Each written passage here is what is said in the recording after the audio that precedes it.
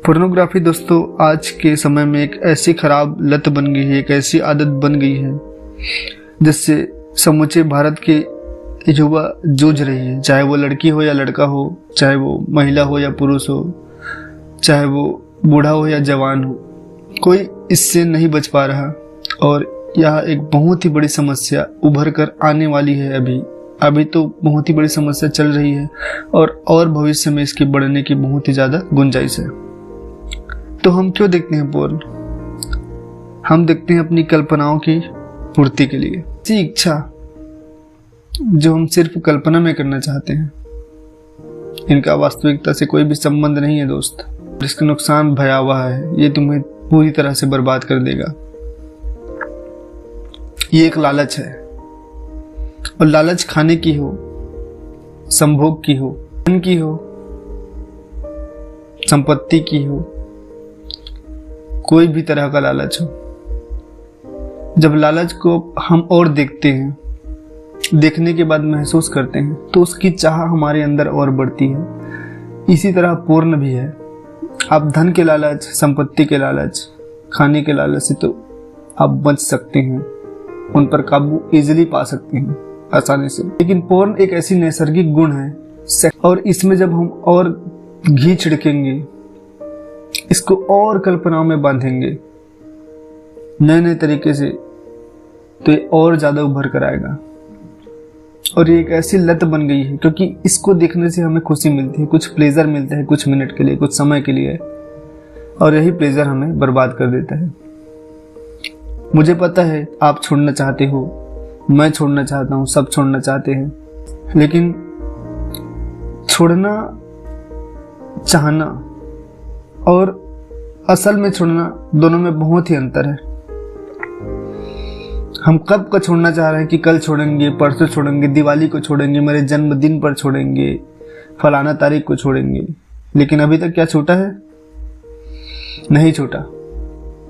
ठीक है, आज तुम ठान लो कि कल छोड़ोगे, आज आखिरी है, आज देख लो जितना देखना है, कर लो जो करना है। और अगर कर ये रहे हो, मन भर रहे हो, तो मन भर जाना चाहिए ना। फिर कल क्यों इसकी फिर से चाह होगी? और जो आज ना छूट पाया, तो ये कल ना छूटेगा, और ना ही परसों छूटेगा, और ना ही कभी छूटेगा। ये एक ऐसी सिचुएशन है, एक ऐसी मानसिक दशा है, मनोग्रस्त हो जाते हैं विचार में, कल्पना में, क्षणिक सुख में, कि तुमको ले डूबेगा। इसके बहुत दुष्परिणाम हैं, एक एक करके हम बात करते हैं। पहला है खराब मनोस्थिति। इससे तुम्हारी मनोस्थिति खराब हो जाती है। बुद्ध की एक कहावत है कि you become what you think about. आप जैसा सोचते हैं बिल्कुल वैसा ही बन जाते हैं। और सोचते कब हैं आप गौर करेंगे कि आप जो चीज देखते हैं तब सोचते हैं। पहले वो अपने आंखों के अक्ष इंद्री से पहले तुम्हारे मन में आता है कोई भी चीज। पहले तुम किसी चीज को देखते हो, ऑब्जर्व करते हो, उसके बारे में सोचते हो। कोई लड़की हो गई, कोई जगह हो गया, कोई चीज हो गया, कोई घर हो गया, या फिर कोई भी पदार्थ हो, कोई भी भौतिक चीज हो, पहले उसको देखते हो आंखों से, उसके बाद कल्पना करते हैं। पोर्न में भी ऐसे ही होता है दोस्त, क्योंकि तुम खराब चीज को देख रहे हो। पोर्न कोई अच्छा चीज नहीं है, कल्पना की दुनिया है पूरी तरह। और उसको तुम देखोगे तो वही सोचोगे ना, तो तुम इसीलिए देखो कि तुमको वही बनना है, क्योंकि तुम देख ही उसी लिए रहे हो, और तुम वही बनोगे जो तुम देखोगे। और तुम देख रहे हो तो निश्चित ही इसका खराब चलचित्र तुम्हारे दिमाग में चलेगा, और तुम्हारी मन स्थिति खराब हो जाएगी। दूसरी बात, इसी के बाद, इसको देखने के बाद एक आती है अनुचित कल्पना। तुम कल्पना करोगे इसके साथ, उसके साथ, अगल वाले के साथ, बगल वाले के साथ। कई बार सिचुएशन बहुत ही ज्यादा खराब हो जाता है कि कुछ अपने भी नहीं बचते। तुम भली भांति परिचित हो इस चीज से, मैं यहाँ पे ज्यादा इसको दृष्टांत इसका नहीं करने वाला। तो अनुचित कल्पना क्यों आता है? ये तुम्हारे देखने के कारण ही आता है। तुम देखना बंद कर दो, ये कल्पना तुम्हें नहीं आएगा, और तुम चाह कर भी नहीं सोच पाओगे। इतना घृणा हो जाएगी तुम्हें। अभी भी मौका है। तीसरा, ग्लानि भाव। ग्लानि भाव कब आती है? रोज आती है, देखने के बाद आती है। तो ये ग्लानि की भाव क्यों आती है? तुमने कोई गलत तो नहीं किया? क्या तुमने किसी का कोई नुकसान किया है? फिर ये ग्लानि भाव क्यों? ये ग्लानि भाव इसलिए आती है क्योंकि अंदर ही अंदर तुमको पता है तुम कुछ गलत कर रहे हो। तुमको लगता है कि मैंने कुछ गलत किया है। तुम सोचते हो ये मुझे नहीं करना चाहिए था, लेकिन फिर भी मैंने किया, इसीलिए ग्लानि के भाव मेरे मन में है। और जब तुम्हारे मन में ग्लानि की भाव आती है तो क्यों करना फिर? तुमको पता है कि ये तुम्हारे लिए अच्छा नहीं है, और अगर अच्छा होता तो ग्लानि की भाव निश्चित तौर पर नहीं आता। स्पष्ट रूप से ये तुम्हारे लिए उचित नहीं है। ये तुम्हारा मन कहता है, तुम्हारा दिल कहता है, तुम्हारी आत्मा कहती है दोस्त। इसलिए तुम्हें ग्लानि का भाव देती है, इसलिए तुम ग्लानि के भाव में रहते हो, पढ़ते हो, ग्लानि के भाव में प्रायश्चित करते हो। निश्चित रूप से यह तुम्हारे लिए उचित नहीं है। अगर तुम्हारे लिए उचित होता तो ग्लानि की कोई भाव ही नहीं पैदा होती तुम्हारे अंदर। चौथी, खराब विचार। इससे तुम्हारा पूरा मानसिक सिस्टम खराब हो जाता है, पूरा मानसिक संतुलन बिगड़ जाता है। एक कहावत है ना कि बुरे विचार को अच्छे विचारों के बीज बोकर ही खत्म किया जा सकता है, लेकिन यहां पे उल्टा हो रहा है दोस्त। जितने भी तुम्हारे अंदर मॉरल थे, अच्छे विचार थे, नैतिक विचार थे,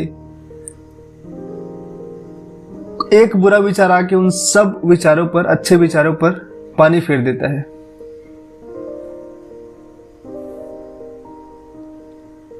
और तुम्हारी मानसिकता पूरी तरह खराब हो जाती है। उस क्षण में न तुम्हें सोचने समझने की कोई शक्ति होती है, न ही तुम्हारे ध्यान में आता है कि सही क्या है, गलत क्या है, उचित क्या है, अनुचित क्या है। और पांचवा और सबसे बहुत महत्वपूर्ण चीज है दोस्त, समय की बर्बादी। न जाने कितने ही लोग ऐसे ही अनायास रूप से समय को बर्बाद कर रहे हैं इसके चक्कर में। ये पूर्ण एक ऐसी श्रृंखला है,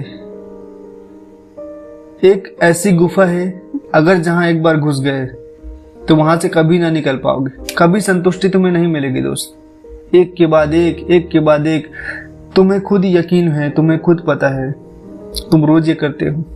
क्या अभी तक संतुष्ट तुम्हें मिली है? कितना संतुष्ट तुम हो पाए हो दोस्त? नए नए कलेक्शन, नए नए लोग, नई नई तरह की कहानी,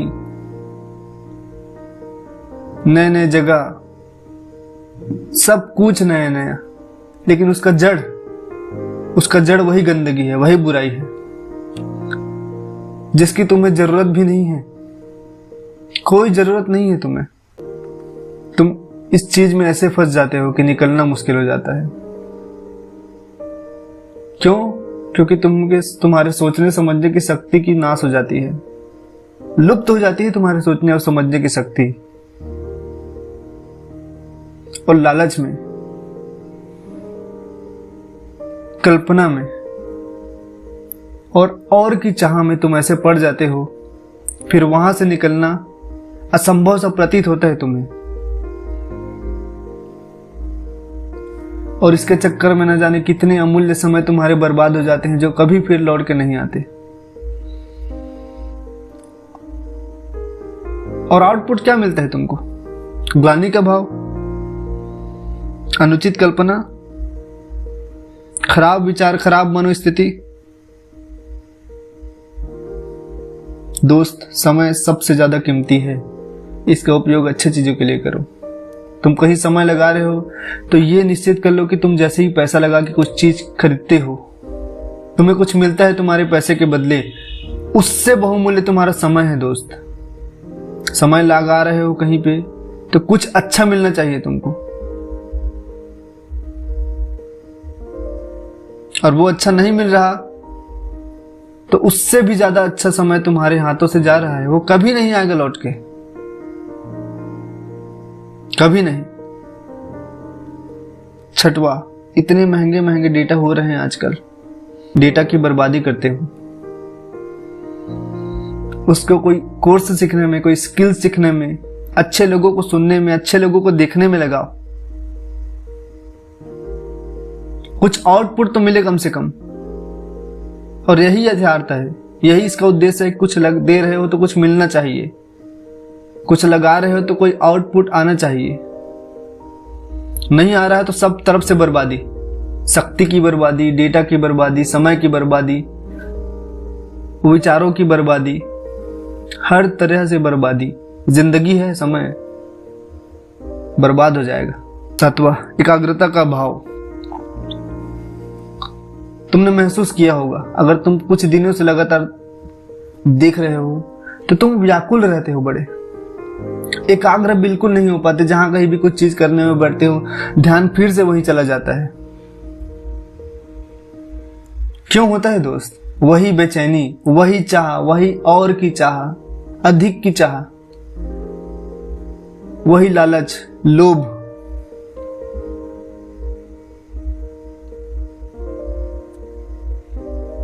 और तुम्हारा दिमाग भ्रष्ट हो जाता है, तृप्ति नहीं मिलती इसमें। एकाग्रता का दुश्मन है सबसे बड़ा, मान के चल लो, लिख के रख लो।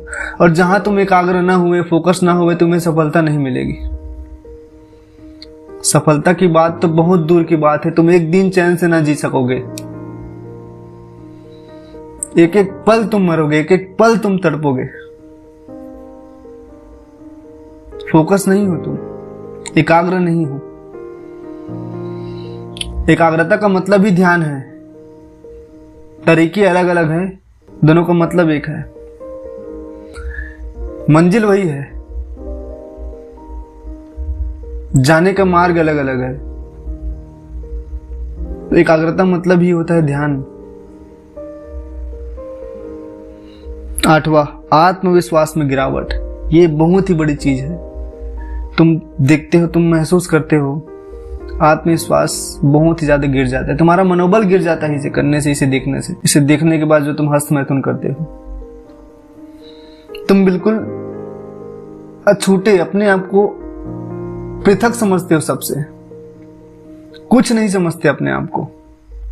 तुम्हारा ज्ञान, तुम्हारे सम्मान, सब कुछ मानो ऐसा लगता है कि कुछ नहीं है, सब कुछ व्यर्थ है, मैं तो खाली हूं। यही भाव तुम्हारे अंदर पैदा होती है जब तुम ये कृत्य करते हो। कुछ दिन तुम बंद कर देते हो तो ऐसा लगता है मैं ही शेर हूं, मैं ही राजा हूं, बस मैं ही हूं, मैं अच्छा हूं, मैं पर्याप्त हूं। तो आत्मविश्वास में बहुत ही ज्यादा गिरावट आती है। तुम कोई चीज शुरू करने को होते हो, लेकिन आत्मविश्वास के अभाव में, मनोबल के गिर जाने के कारण तुम ये चीज नहीं कर पाते, और वो फिर से टल जाता है। और वो टलते टलते जाके कभी हो ही नहीं पाता, क्योंकि तुम फिर छोड़ते हो कुछ दिन, फिर तुम कुछ दिन लग जाते हो। खराब नजरिया हो जाता है तुम्हारा, वही गंदे विचार, वही गंदी कल्पना, खराब चीज की भूख, लालच, इससे तुम्हारा शरीर कमजोर होता है। तुम खुद महसूस करते होगे ये सब चीज अभी जो मैं बता रहा हूं, ये सब तुम महसूस कर रहे हो, लेकिन तुम मजबूर हो, तुम प्रवृत्त हो उस चीज के लिए, उस लालच के लिए, उस लोभ के लिए, जिसकी तृप्ति कभी ना हो पाएगी। जो आज ना छूटा तो कल भी ना छूटेगी और कभी ना छूट पाएगी। आखिरी चीज है इसे छोड़ने की, वो है दृढ़ता, अपने आप से वादा।